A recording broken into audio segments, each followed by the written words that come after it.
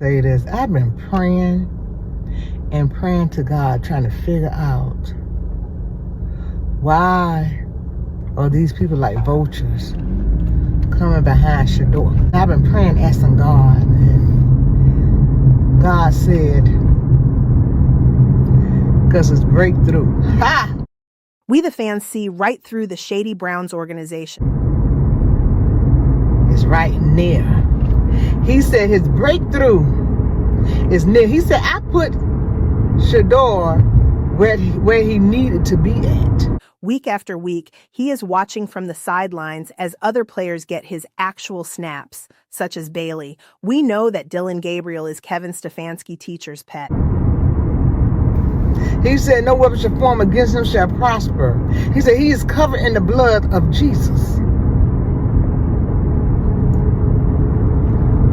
And my favorite saying, you can't be God and Jesus, you'll never win. God told me, I got this.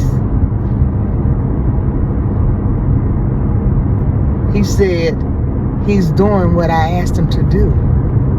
Because when I bring him out of this, he's gonna know it was nobody but me. Y'all hang in there, keep praying. Shedeur okay. When God speaks to me, I know it's all good.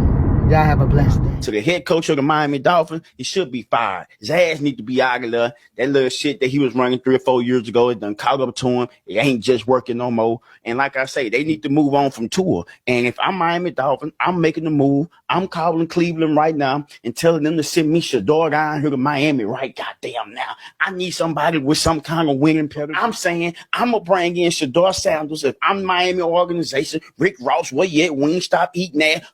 I'm going to bring in Shedeur Sanders. Yeah. If I'm Miami Dolphins organization, I'm working out some kind of trade to get Shedeur Sanders down there and bring life to the city again. Miami is a beautiful city. Go out to the Cleveland Browns.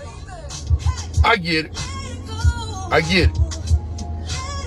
You don't want to let Shedeur in there. You don't want this to backfire. See, it done already backfire. Because he done already beat the NFL with that contract. People don't know that.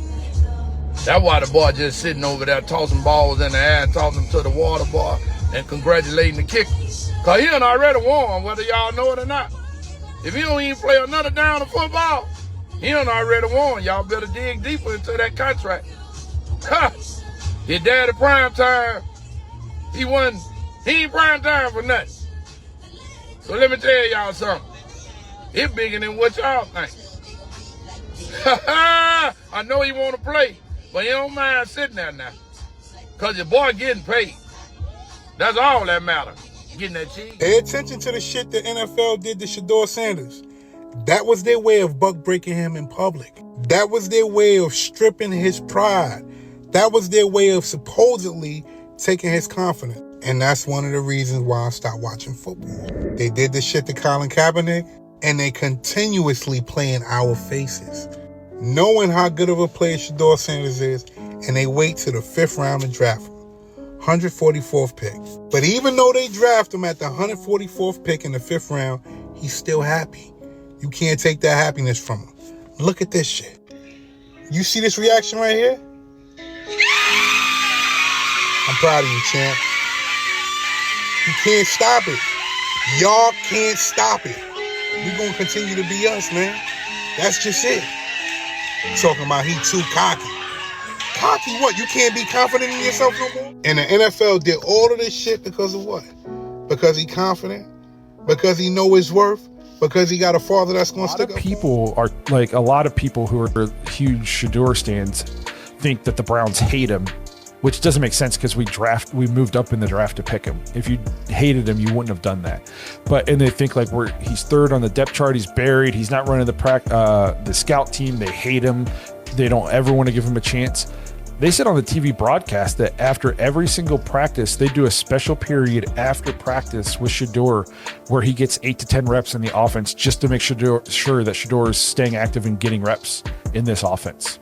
You don't do that with your 3rd string quarterback if you don't think he has potential. I hadn't heard that from any of our local media. I don't know where they got that information from, but if that's true, like that tells you they know that there's maybe something there. And we saw him in that second preseason game. It was not good. And they don't want to throw him out there and destroy the kid. If they really do think he could be good, they're doing everything they can to kind of nurture that and slowly bring him on, like a Jordan Love kind of situation.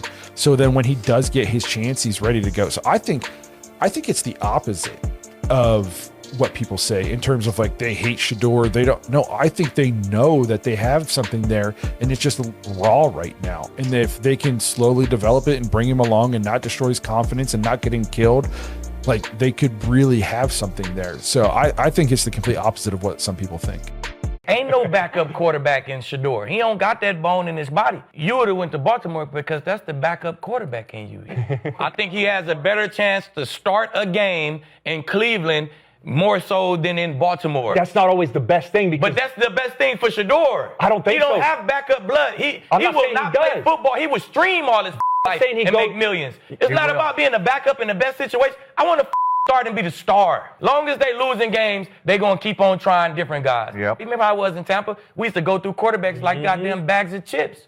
It's like, hey, that's the problem. I'm done with this flavor. Too. You go to the next one. I'm done with this flavor. Like, bro, Flacco won't stay upright. You know what I'm saying? He getting his tore up already. Once he start on 4, okay, Dylan, let's go. If Gabriel don't go 4-1 or 3-2, it's gonna be Shedeur time. I'm not worried about right now. I'm worried about longevity. Fit and system is so important for a quarterback more than any other position in all of sports. If you throw a quarterback in before they're ready, you could significantly hurt their development and their confidence. I just wish it was somewhere else. I wish he would go to a different place where he could be developed. Because the biggest thing in all this, now you become a backup quarterback, and we can not for life. What backup quarterback has been a backup quarterback and became a starter? Romo, go. I mean, who else are backup quarterbacks? It's a bad example. They just became a starter in the league. It's a Romo and who else? Dak Prescott. No. Them guys are drafted to, in 3 years, he finna be the starter. That's not the situation in Baltimore. You were drafted to be a backup. If I can't start and be the star, then I can do other I'm already rich. So who's really going to sit here and tell the truth?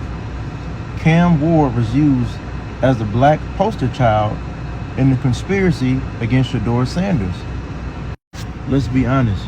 Shedeur Sanders is a million times better than Cam Ward.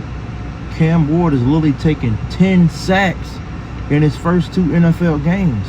And you guys are talking about Shedeur Sanders keep scrambling back in the pocket, taking sacks.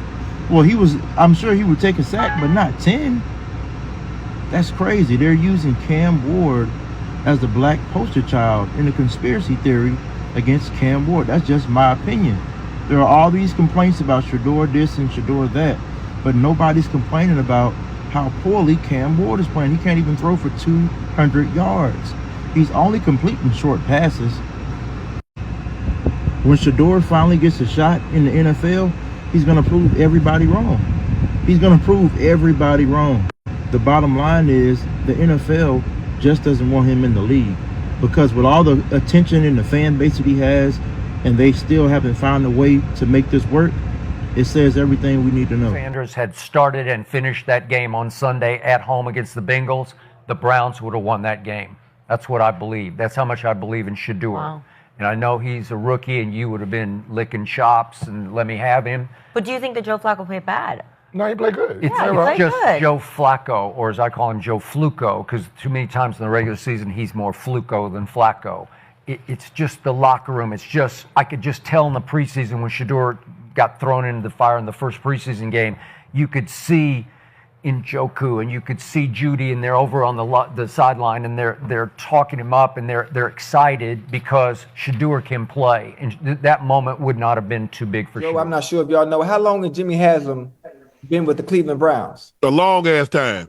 A long time. So since 2000, the Cleveland Browns have 35 different starting quarterbacks. Since 2000, 35 different starting quarterbacks. But now you're going to take it upon yourself to say that Shedeur Sanders wasn't your pick. And that's probably why it's going to work. Because you had no dealings in him being drafted. Watch how God work. Watch how God work. What about all them other picks you had? Who picked were they? His. But listen, he never came out before and said this before like anybody else. Never did this before. Hey, when I look at it, Uncle Ocho, I just like how the young man going about himself, man. Yeah. Shedeur. You know what I mean? Like there's no better way to go about this than keep your head down and keep working, bro. I think he's been doing a phenomenal job at that. Obviously, I think everybody's been keeping up with what's been going on in Cleveland. I know I have. And he looks comfortable out there first and foremost, and he looks like he's still enjoying the game, man. And I think this is just more, fuel to the fire as opposed to it's going to help him out throughout the regular season or throughout his season or throughout his NFL career in general. As we all know, Cleveland keeps making excuses about development and timing, but we don't trust anything they said. Social media is exploding with our concerns requesting answers. We see raw talent being buried under terrible coaching decisions.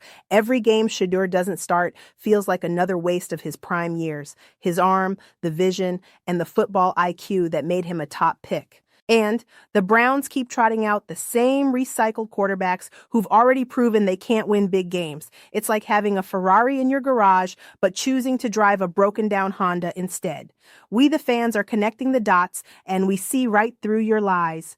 We blame the stubborn coaching. And Cleveland is sabotaging their own future by blocking their best quarterback option. The pressure is mounting fast. Every loss makes the decision look worse. Every missed opportunity puts more heat on the front office. This pattern isn't new for Cleveland. They've done this dance before with promising young talent. Draft high, create hype, then find ways to mess it up. The coaching staff keeps playing it safe while their competition gets stronger. Other teams are watching this situation closely. We hope that other teams draft him before the November 4th NFL draft deadline. Cleveland could lose him without ever seeing what he can really do. Time is running out for the Browns to make this right. He deserves his shot, and Cleveland better give it to him soon.